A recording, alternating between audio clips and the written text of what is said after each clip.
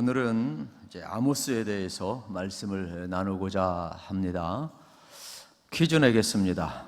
아모스의 뜻이 뭘까요?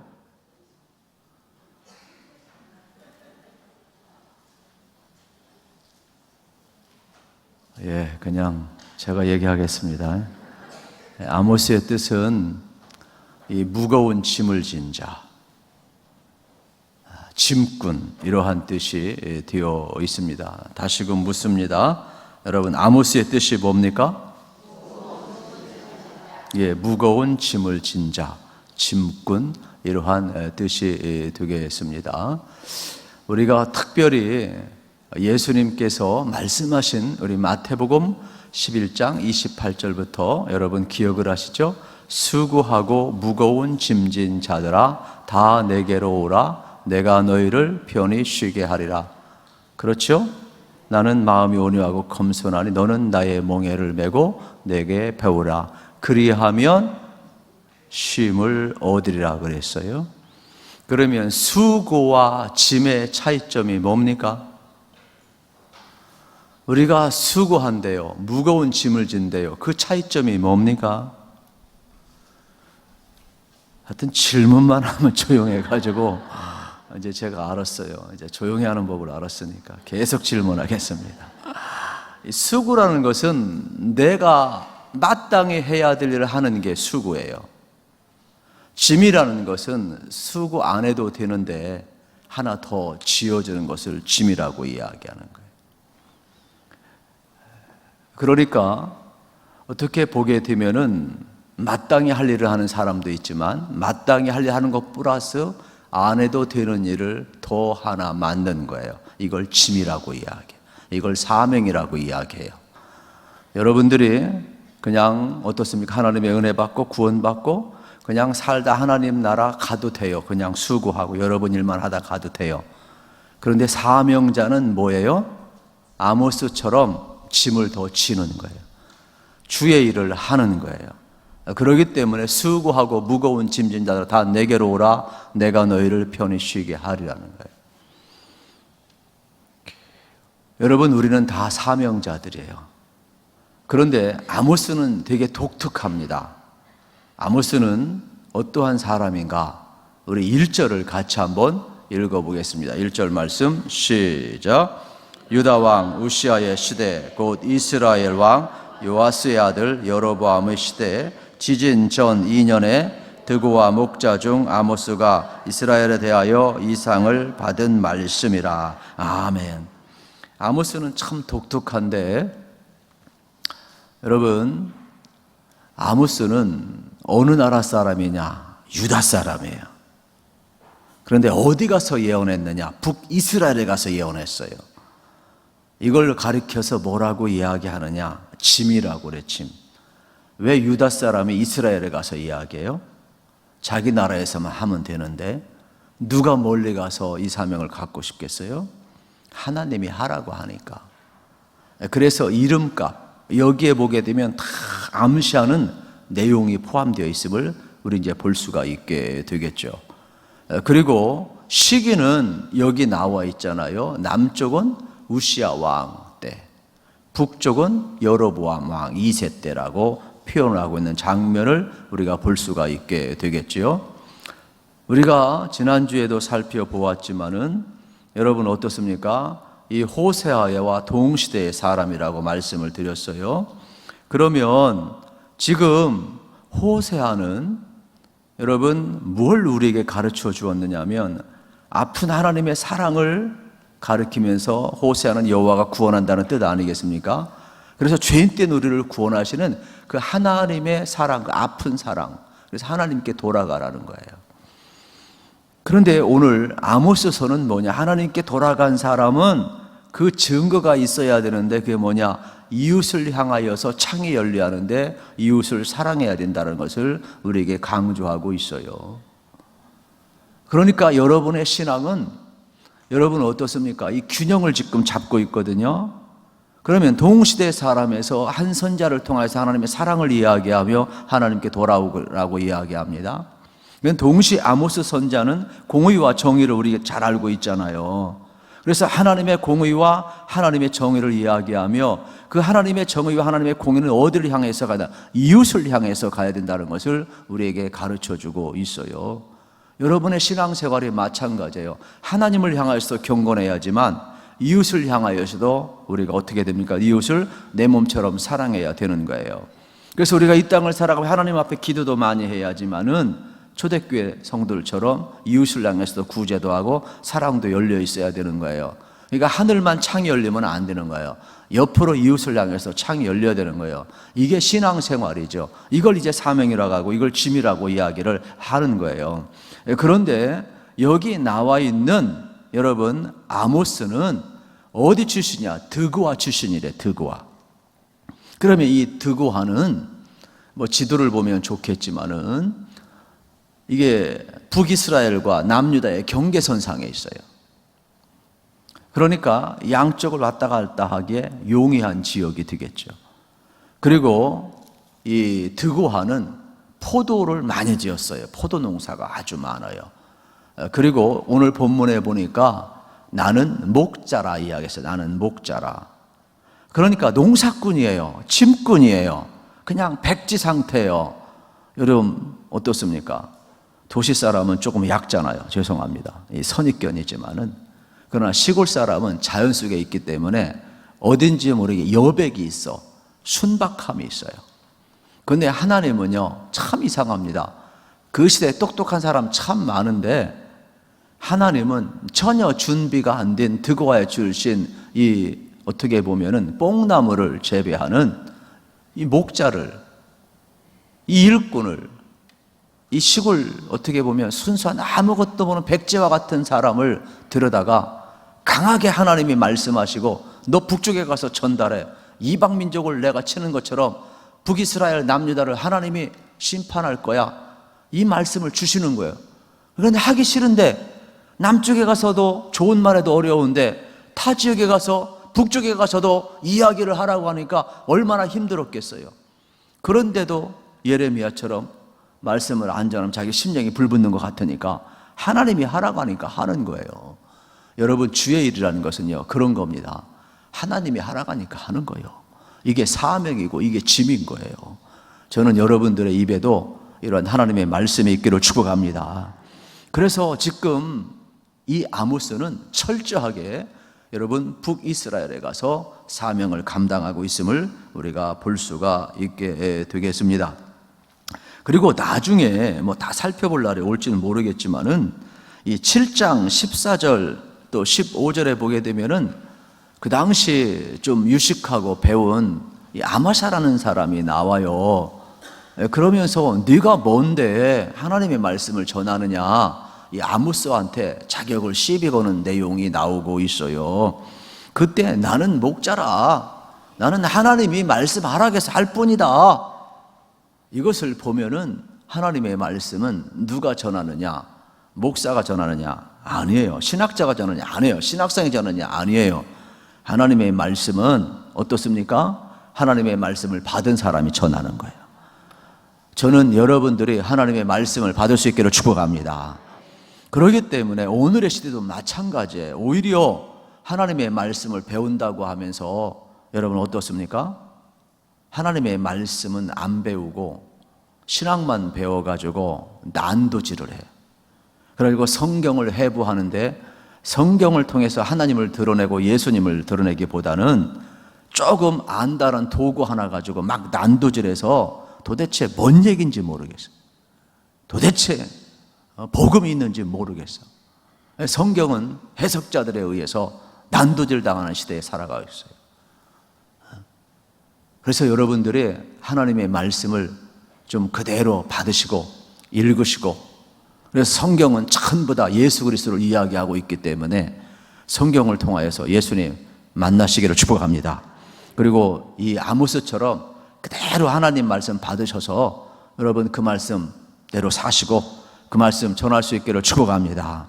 이게 저의 꿈이기도 하고 하나님이 원하는 거죠. 이 시대에 여러분 특별한 사람만 전도합니까? 아니잖아요. 누구나 다 하나님 말씀 받고 전할 수 있잖아요. 호세아만 하나님께 돌아오라고 합니까? 아니잖아요. 우리도 하나님이 나를 사랑한 것처럼 당신을 사랑합니다. 하나님이 나의 죄를 십자가에 못 박혀 죽은 것처럼 당신의 죄를 십자가에 못 박아 죽었습니다. 나도 하나님 앞에 돌아가고 회개하여 구원받고 내가 천국의 소망을 가지고 살아갑니다. 당신도 회개하고 하나님 앞에 돌아오면 구원받을 수 있고 천국 백성이 될 수 있습니다. 이것이 전도가 아니고 뭐겠어요? 그러니까 복음을 경험한 사람은 전할 수밖에 없고 하나님의 말씀을 받은 사람은 전할 수밖에 없는 거예요. 너무 어렵게 생각을 안 했으면 좋겠어요. 오히려 우리 교회가 참 복받은 교회는 이 아모스처럼 하나님의 말씀을 순수하게 받는 사람이 많은 것 같아요. 저는 이 시간도 마찬가지라고 생각을 합니다. 하나님의 말씀을 그대로 받으셔서 그 말씀대로 사시고 꼭 전하기를 축복합니다. 물론 안 해도 돼요. 그러나 어떻습니까? 우리는 사명자로 살아가는 거 아니겠습니까? 그러면 사명을 맞춰버리고 우리 하나님 나라 가야 되는데 사명이 있는 한 우리가 이 땅에 살 수밖에 없는데 아모스는 지금 어쩌면 자기가 하고 싶어서 한 거 아니에요. 하나님이 부르셔서 가라. 그러한 내용이 쫙 나오고 있으면 이제 볼 수가 있게 되겠죠. 그런데 2절을 한번 읽어보겠습니다. 2절 시작. 그가 이르되 여호와께서 시온에서부터 부르짖으시며 예루살렘에서부터 소리를 내시리니 목자의 초장이 마르고 갈멜산 꼭다기가 마르리로다. 아멘. 이게 무슨 내용이냐면은 여러분 북이스라엘이나 남유다나 전부 다 푸른 초장이 갈멜산 꼭다기가 전부 마른다라는 거예요.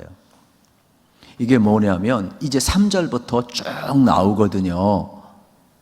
이방 나라, 그 당시 풍요를 누렸던 모든 이방 나라가 심판을 받는데 북이스라엘, 남유다도 어떻게 된다고요? 그와 똑같이 더 이상 풍요를 누리지 못할 것이다. 모든 초장이 마를 것이다. 심지어는 산 꼭대기까지도 마를 것이다. 이게 심판의 내용이 되겠죠. 더 이상 하나님이 눈 뜨고 못 보겠대요. 이제는 하나님의 심판의 메시지 지금 아모스를 통하여 전하고 있는 거예요. 왜 그러느냐? 이제 3절부터 쭉 그러한 내용이 나와요. 그래서 뭘 이야기하느냐 하면 이 아모스는 9장까지 되어 있는데 구조가 어떻게 나와 있냐면 1장과 2장의 구조는 이렇게 열방을 향하여서 아모스 선자를 통하여서 열방의 죄를 고발하면서 열방이 하나님의 심판을 받는다고 이야기를 해요. 그리고 이제 3장부터 6장까지는 어떻게 됩니까? 모든 지도자들을 향하여서 어떻게 해요? 경고하고 그 하나님 뜻대로 살지 못하고 우상 숭배하고 그래서 지도자를 향한 심판을 이야기하고 있어요. 그리고 열방의 심판뿐만 아니라 지도자 심판뿐만 아니라 7장부터 9장까지는 어떻게 하느냐? 하나님께서 보여주시는 이러한 환상, 계시, 그리고 더 나아가서 어떤 설교 말씀 이런 것을 통한 여호와의 날, 그 날은 열방이 멸망한 것처럼 너희들도 망한다 이런 뜻이에요. 그러면서 마지막에 하나님의 본심이 하나 드러나는데 모든 그 선지자들, 예언자들의 메시지의 핵심은 뭐냐면 심판이 하나님의 본심이 아니라는 거예요. 열방을 심판하고 예언하는 것은 이스라엘 심판하고 예언하는 것은 그들이 이 심판 속에서 하나님 앞에 돌아와서 다시금 회복함을 경험하라. 회복에 하나님의 본심과 초점이 있음을 보게 되는 것이죠. 그러니까 예언서를 읽을 때에는 되게 딱딱한 것 같고 막 공의와 정을 이야기하는 것 같고 막 심판을 이야기하는 것 같고 막 계시를 이야기하는 것 같지만 사실 그 목적을 깊이 알면은 그 하나님의 그 본심이 드러나는 거예요. 그래가지고 아모스를 통하여서도 다 무너지고 망했는데 거기에서 다윗의 후손을 일으켜서 우리를 구원할 메시아를 보내주겠다고 회복을 간단하게 또 언급을 해요. 마지막에. 그러니까 예언서의 그 모든 흐름과 패턴을 여러분이 보시면 대단히 좋겠습니다.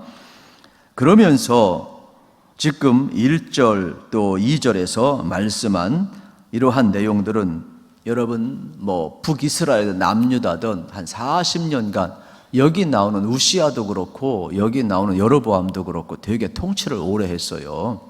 이 풍요를 많이 누렸었거든요.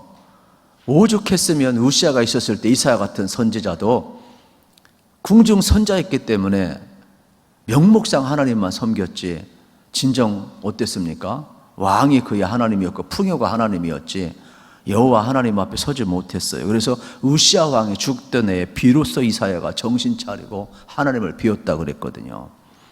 그런데 이러한 풍요의 시대는 이제는 끝났다는 거예요. 그리고 여로보암은 자기가 통치를 잘해서 된 줄 알고 어떻게 한 줄 아십니까? 전쟁에서 이기잖아요. 노략물이 많잖아요.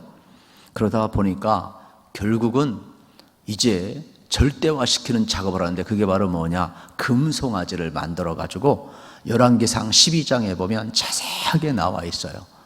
그래서 북이스라엘의 여로보암은 금송아지를 만들면서 가나안의 모든 신을 부활시켜요. 그리고 철저하게 우상숭배 앞잡아요. 겉으로 보게 되면 전쟁에서 승리했어, 영토를 넓혔어, 풍요를 가져왔어요. 그러나 안으로 보게 되면 하나님 앞에 우상 숭배하고 가나안의 그 모든 죄악을 그대로 어떻게 합니까? 가져와 버려요. 그리고 동시에 백성들은 어떻게 하느냐? 빈익빈 부익부가 되어서 백성들을 억압을 해요. 그러다 보니까 겉으로 보면 풍요롭고 전쟁에서 이기고 잘 사는 것 같은데 실질적으로는 백성들이 너무 피폐한 거예요. 그래서 하나님께서 어떻게 합니까? 아모스를 남쪽에서 올려보내가지고 너희들의 풍요는 끝났다. 너희들이 범죄한 죄가 서너 가지라고. 여기에 여러분 계속해서 보면은 3절, 6절, 9절, 11절 또 계속해서 마지막 절까지 보게 되면은 서너 가지 죄가 나와요. 각 나라마다, 열방마다. 그건 어떤 수사적인 표현이지 무슨 서너 가지 죄가 되겠어? 수만 가지 죄가 되겠죠. 그러한 내용들을 계속해서 고발하는 그러한 내용을 여러분이 이제 보게 되지요.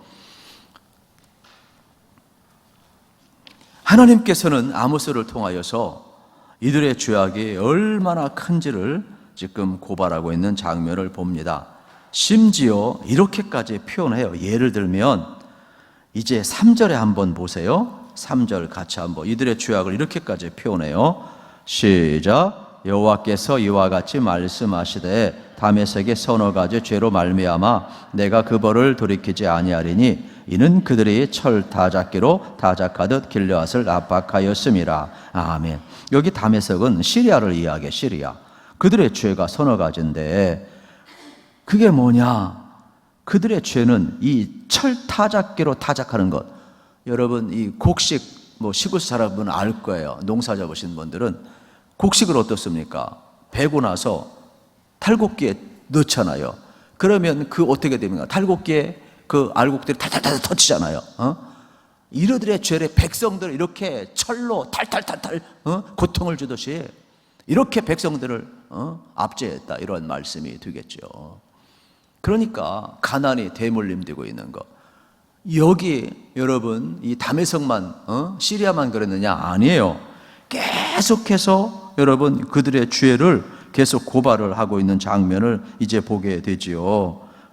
6절에 보면 또 가사도 나오고 5절에 보면 아람도 나오고 계속 또 블레셋도 나오고 또 9절에 보면 에돔도 나오고. 에돔은 여러분 잘 아는 것처럼 뭐예요? 에서의 후손이 되겠죠. 그래서 아주 잔인하기로 유명하잖아요. 그런데 이제 두루 10절에 두루. 왜 두루성에 불을 보내고 다 불살른다고 얘기했을까? 두루는 여러분 잘 아는 페니키아인데 솔로몬 시대 때 아주 교류를 잘했어요. 돈독했어요. 그리고 무역도 하고 또 거기에 있는 많은 재료도 서로 가져오고 그래가지고 아주 관계가 좋았거든요. 그런데 어떻게 하느냐? 이제 이스라엘이 여러분 어떻게 됩니까? 우리가 이제 5대 제국을 제가 이야기했잖아요. 지금 여기 아모스도 이제 북이스라엘이 아스르가 일어나서 너희들 이 열방의 죄악을 하나님이 심판하듯이 너희들을 지금 이제 심판할 것이다. 지금 예고편 내려주고 있는 거예요. 그래서 1장부터 9장까지 이걸 다 보야 이런 결론이 나오는데 제가 그냥 다 연구를 하고 결론을 딱 내려드리는 거예요, 여러분. 그냥 입만 딱 벌리고 먹으시면 돼요, 그냥. 밥상 다 차려드는 거예요, 지금. 그런데 문제는 뭐냐면 이들이 왜 악하냐면 그런 게 있어요. 전쟁을 하다 보면 노예로 삼잖아요. 그러면 이스라엘이 가난한 사람들도 노예로 팔려가잖아요. 그러니까 구주악이 되게 심했어요. 전쟁에서 노예로 팔려갔지만 빚져가지고 자녀들이 노예로 다 팔려갔어요. 이게 이방이나 북이스라엘이나 똑같았다니까요. 여로보암 때 똑같았단 말이에요. 그러다 보게 되면은 서로 무역 거래를 하다가 뭐 하다 보면은 어떻게 북이스라엘 사람들이 가난한 사람들이 구조하게 의해서 노예로 팔려가. 그러면 두루에 가서 노동을 하고 팔려가게 돼요. 그러면은 전쟁에서도 붙잡혀가지만은 가난에 의해서도 팔려가는데 관계가 되게 좋았단 말이에요. 그런데 나중에 어떻게 하느냐? 그 노예들을 풀어주지 아니하고 또다시 더 악한, 알겠습니까? 에돔한테 또 노예로 또 팔아버려. 그러니까 어떻게 되는 거예요? 이거는요, 우리나라 역사도 그게 있잖아요. 우리나라도 여러분 청나라 인질로 끌려가고 또 일제시대를 겪으면서 또 다 끌려가고 또 뭐 러시아 어쨌든 뭐 전부 다 흩어지고 끌려가고.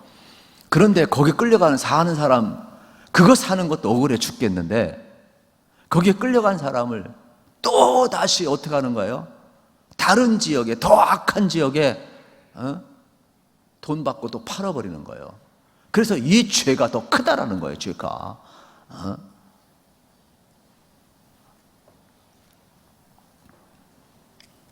그러면서 하나님께서는 지금 계속해서 뭘 이야기하고 있느냐? 열방을 이야기하고 있는 것 같지만은 이 열방의 죄도 하나님이 눈뜨고 볼 수 없지만은 이스라엘의 죄도 더 이상 눈뜨고 볼 수 없다라는 것을 계속해서 아모스 선지자를 통해서 이야기하고 있는 장면을 이제 보게 되는 겁니다. 그래서 아모스에게 하나님은요 말씀을 주셨죠. 그래서 아모스서는 참 되게 순수해요. 시도 나오고 설교도 나오고 또 이렇게 환상 이런 게 막 메뚜기 환상이 나타나가지고 전부 다 싹 쓸어버려요. 그리고 막 불이 매가지고 전부 다 막 태워버려요. 그러니까 너희들이 지금 풍요를 누리지만은 메뚜기가 와서 싹쓸이 하듯이 아스르가 와서 너희들 싹쓸이 할 거야. 불로 다 태우듯이 너희들 하나님이 지금 있는 모든 소유 전부 다 태워버릴 거야. 이렇게 환상을 보여줘서 전하지 않을 수가 없는 그러한 상황까지 이제 아모스가 가게 되는 내용을 이제 보게 되는 겁니다. 오늘 우리도 마찬가지가 되겠습니다. 여러분, 그 지도를 보면 참 예루살렘을 중심으로 북이스라엘과 남유다를 중심으로 해서 지금 언급되었던 있잖아요. 이러한 모든 나라들 있잖아요. 참 이렇게 뺑 둘러 원 서클을 그리고 있어요. 이렇게 원 서클을 그리고 있어요. 그래서 혹시 이제 인터넷 같은 데 들어가 보면 이제 이스라엘 지도를 하고 이런 단어 몇 개 치면은 이제 클릭 그림 같은 거 하면은 이렇게 다 나와요.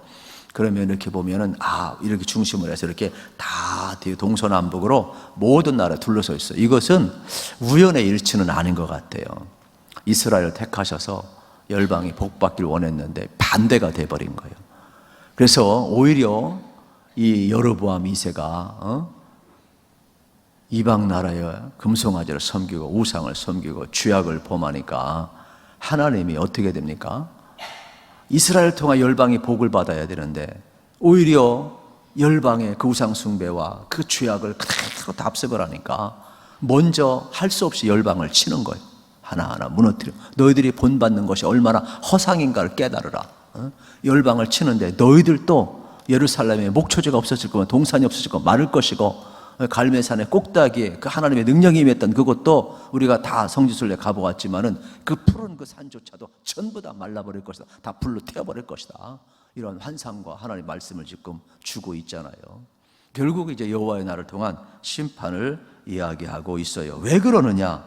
그 이유는 아모스서는 여러분 이거 알아요. 호세아서는 하나님을 향하여서 돌아오라는 사랑의 메시지였다면, 이 헤세드, 인애를 이야기했다면, 아모스서는 하나님 앞에 돌아오고, 여러분 하나님 앞에 선 사람들은 이 땅을 살아갈 때 어떻게 이웃을 향해서 공의와 정의를 행해야 된다는 것을 말씀하는 내용이 되겠죠.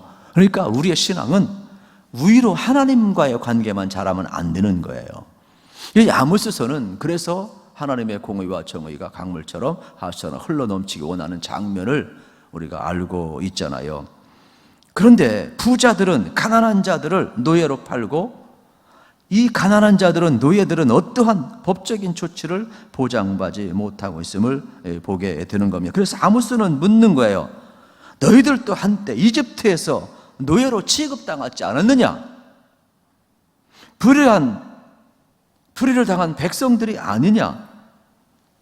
너희들이 어떻게 이 애굽의 억압에서 구원받았는데, 너희들이 어떻게 지금 같은 동족을 가난 때문에 또 어떻게 이렇게 압제하고 이렇게 비박할 수 있느냐? 아모스 선지자가 지금 고발하는 내용이 되겠지요.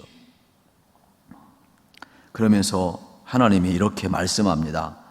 여기 표현은 뭐 목장의 초장이 마르고 갈멜산 꼭대기가 마른다 이렇게 얘기했지만, 제가 좀 표현하고 싶으면 이제 너희들의 축제는 끝났다. 너희들의 풍요는 끝났다. 하나님이 이제 심판하겠다. 더 이상 못 참겠다. 이러한 뜻이 되겠지요. 그 이유는 3장, 여러분 2절을 찾아보세요. 3장 2절에 보게 되면은 이러한 내용이 나와 있어요. 3장 2절 시작. 내가 땅의 모든 족속 가운데 너희만을 알았나니 그러므로 내가 너희 모든 죄악을 너희에게 보응하리라 하셨나니. 아멘. 이게 뭡니까?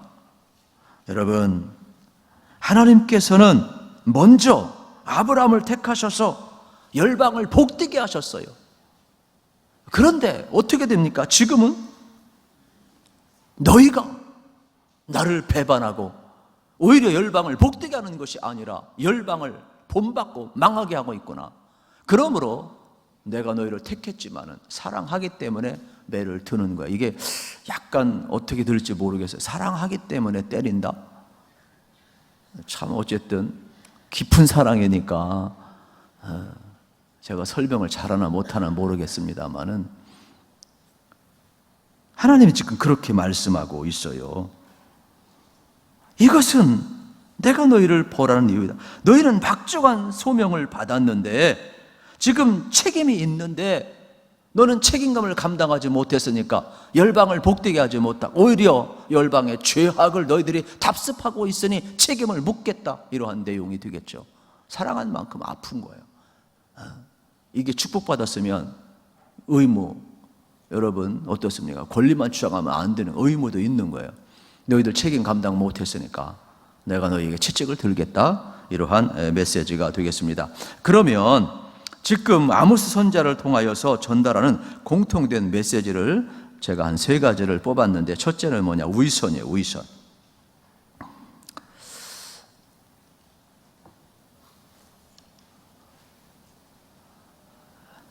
이스라엘 백성들은 하나님 앞에 나와서 제사를 드렸어요. 그런데 실제 생활은 가난한 사람들을 무시했어요.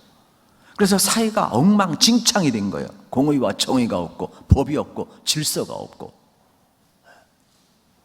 저도 이제 어디 저 멕시코라든지 또 동남아시아라든지 선교사님들에서 자꾸 오라고 하는데 마음이 확 열리지가 않아요. 왜요?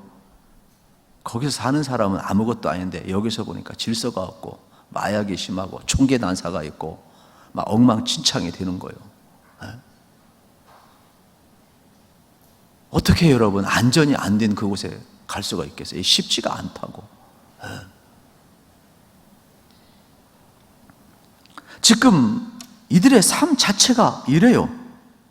그래서 나라는 부자가 되었는데 실질적으로 백성들은 가난하고,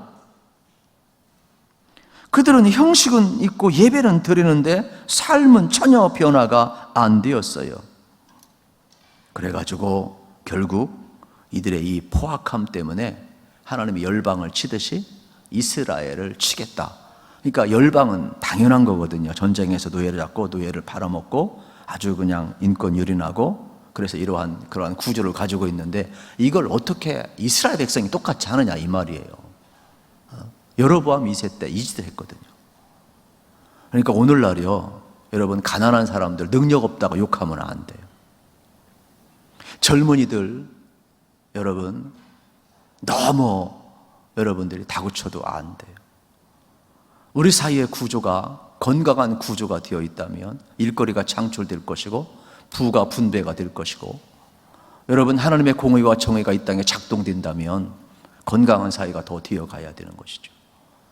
그러니까 이 시대에 너무 단면만 보지 말고 빈익빈 부익부가 이렇게 심각한 것은 사회적 구조학이 있다는 걸 여러분 알으셔야 되는 거예요. 아모스 선자가 오늘날 드러났다면 이거보다 더 세게 이야기했을 거예요.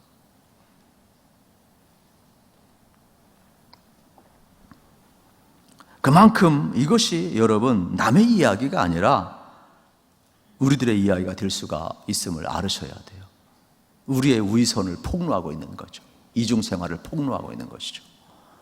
저는 여러분이 호세아를 통하여서 이제 하나님 앞에 돌아갔다면 오늘 아모스를 통하여서도 여러분의 창이 이웃을 향해서도 열리기를 축복합니다. 그래서 옆에 있는 사람을 긍휼히 여길 줄 알아야 돼요. 어려운 사람을 비난하는 것이 아니라 도와줄 줄 알아야 되는 거예요. 우리가 어떻게 억압과 착취가 아니라 사랑과 긍휼과 베풀과 나눔으로 이웃을 대할 줄 알아야 되는 거예요. 여러분이 손을 펴고 여러분이 위선을 벗어버리고 그러면 베풀고 나누게 되면 하나님이 그 여러분의 손을 채워주실 줄로 믿습니다. 그래서 우리 사회가 여러분 다시 한번 살맛나는 사회로 바뀌어야 되지 않겠습니까? 우리 아모스 5장 24절을 다 기억할 거예요. 진정한 예배가 뭐냐? 정의를 물같이 공의를 마르지 않는 강같이 흐르게 하는 것이라고 이야기를 하고 있어요. 공의는 히브리어로 체데카라는 단어를 쓰고 있는데 옳은 관계, 사회적 신분의 동등한 관계를 이 체데카라고 이야기합니다. 정의는 히브리어로 미시파트라고 하는데 불의를 바로잡는 행위를 이야기하고 있게 되겠습니다. 그러니까 우리 사회 속에 이렇게 하나님의 공의와 정의가 우리의 삶 속에 먼저 흘러 들어가야 돼요. 그러면 이웃을 향해서도 여러분 어떻습니까? 자연스럽게 흘러 들어가게 될 줄로 믿습니다. 이것을 지금 성경은 우리에게 요청하고 있음을 발견할 수가 있습니다. 그래서 하나님은 이러한 공의와 정의 이야기할 때 다 때려부시겠다, 막 파괴하겠다, 죽이겠다, 심판이 목적이 아니라 이 정상적인 관계로 회복하기를 원하시는 거예요. 그래서 초대교회가 성령이 충만하면 하나님 사랑뿐만 아니라 내 것이 아니라 하나님 축복이니까 그거를 바나바처럼 이웃에게 나눌 수가 있는 것이죠. 내가 성령이 충만하지 않고는 어떻게 베풀과 나눔이 이루어지겠어요? 공의와 정의는 안 이루어진다니까요. 그러므로 우리는 신앙을 너무 수직적인 관계만 생각하지 말고 동시에 수평적인 관계를 두 창이 열려야 되는 거예요. 두 창이.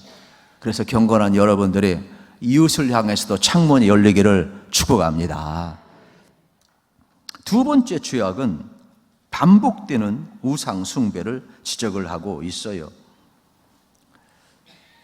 우리가 잘 알잖아요. 솔로몬 왕 이후에 르호보암, 여로보암으로 북이스라엘 남유다가 갈려지잖아요. 그런데 북쪽에 있는 사람들이 다 예루살렘에 가서 예배드리니까 이 통치를 못하고 마음이 뺏기는 것 같아. 옹졸한 마음에 38선을 그어버렸어. 그리고 북쪽에 단과 베델에 성전을 해놨어요. 그것까지는 좋은데 어떻게 하느냐? 그 안에다 금송아지를 만들어버렸어. 그리고 이게 풍요의 신이다, 이게 전쟁의 신이다. 또 실질적으로 여로보암이 전쟁할 때 승리를 했어요. 그러다 보니까 굳이 예루살렘까지 내려가서 예배할 필요가 없어. 그래가지고 북쪽에 있는 사람들의 마음을 이제 여로보암이 다 움켜쥐고 우상 숭배, 그러면서 여호와 대신 뭐예요? 형식은 여호와인데 섬기는 건 금송아지야. 여호와가 전쟁을, 우리의 삶을 풍요롭게 하는 게 아니야. 이 금송아지가 전쟁에 승리했고 우리의 풍요를 가져주었다고. 여러분, 말도 안 되는 타락을 여로보암 때 하는 거예요. 그래서 여로보암은요, 가장 북이스라엘 왕까지 악한 왕이 아합 왕하고 아주 이렇게 악할 수가 없을 정도로. 그래서 하나님께서 지금 가장 백제와 같은 이 아모스를 등장을 시켜서, 왜요? 똑똑한 사람은 이런 때 가서 말 못해. 악한 시대에 단순하게 하나님 말씀 받고 그대로 전할 사람, 백제와 같은 사람만이 겁없이 그냥 말씀을 외치는 거지. 이리 배우고 저리 배우고 요리 빠져나가고 저리 빠져가자고 무슨 놈 하나님의 공의와 정의를 말씀할 수 있겠어요?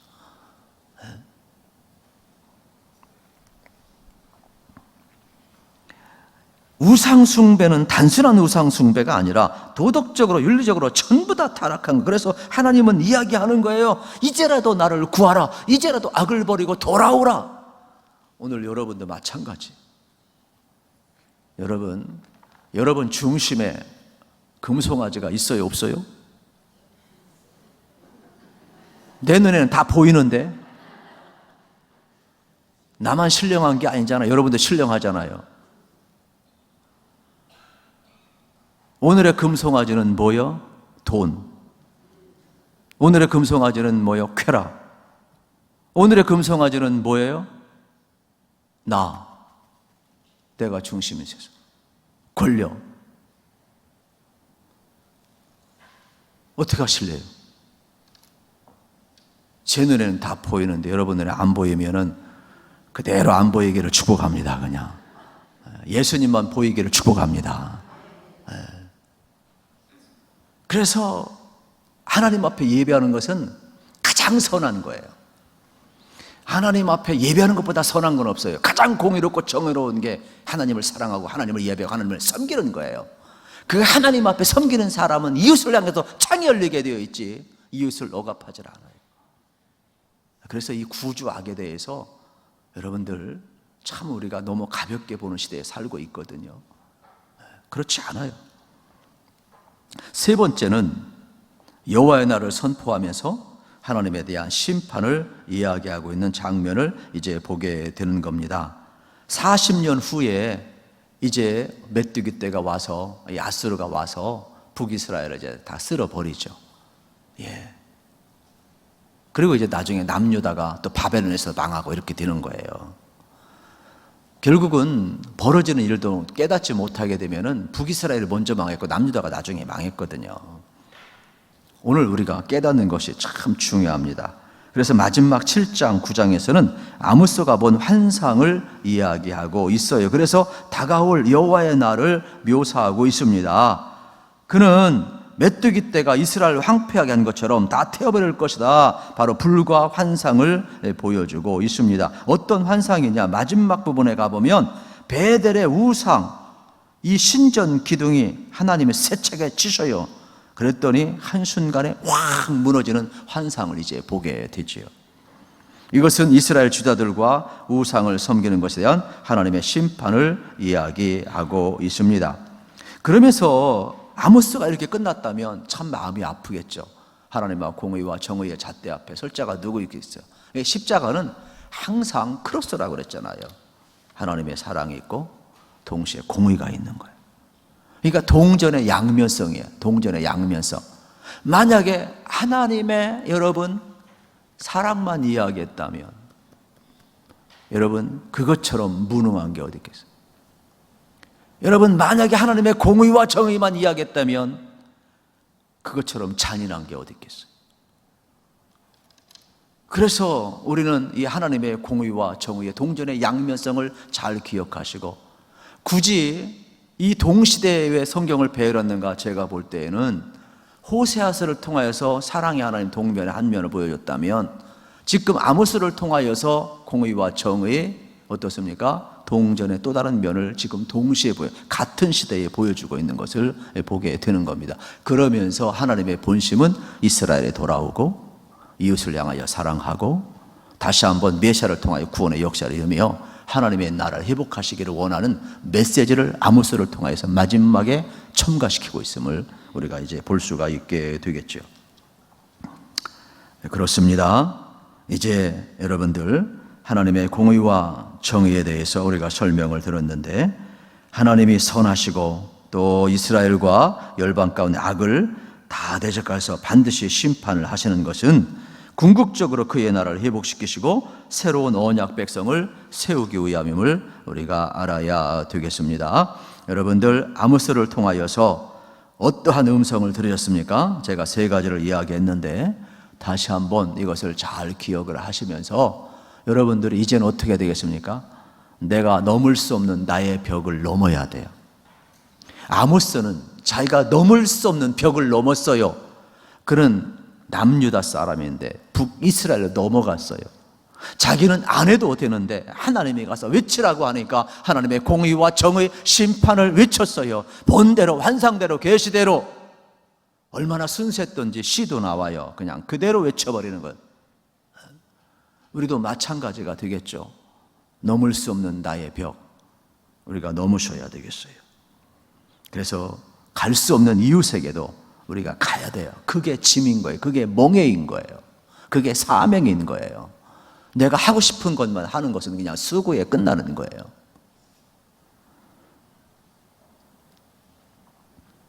우리를 향한 하나님의 사랑을 여러분이 경험했다면 이제 이웃을 향해서 좀 창문을 열으시고 균형을 맡으시고 여러분들이 다시 한번 이웃을 내 몸처럼 사랑하면서 또 하나님이 기뻐하시는 모습으로 여러분 아모스처럼 꼭 살아가시고 또 말씀이 모든 것보다 앞성을 꼭 경험하시기를 우리 주님의 이름으로 축복합니다.